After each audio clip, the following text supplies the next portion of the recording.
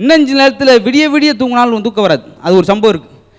காவல் இதுக்கு நம்ம பரிசோதனை டோல்கேட்டுக்கு ஒரு ஃபோன், வாங்கின பரிசோதனை மையத்துக்கு. ஹலோ, யாரோ ஒரு கடத்திக்கிட்டு வரேன்ப்பா, உடனே மறிச்சு என்னான்னு விசாரிச்சு எல்லாம் செக் பண்ணி அவனை பிடிங்க, ஆளை பிடிங்க அப்படின்னு இவங்க ஒரு 10 ஆம்புலன்ஸோடு நின்றுக்கிட்டு 15 ரிசர்வ் போலீஸ் நிற்கிறான்.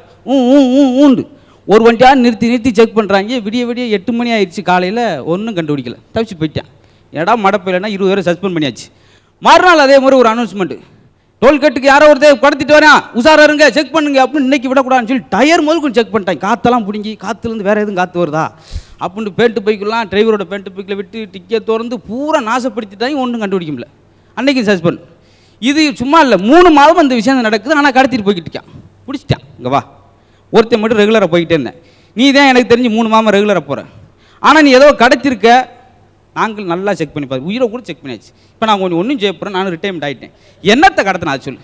எப்போ நான் காரத்தையும் கடத்தினேன், நீங்கள் கூட காருக்குள்ளே போய் செக் பண்ணிட்டீங்கடா, கிறுக்கு போயிருங்களா? யோசனை அம்மா.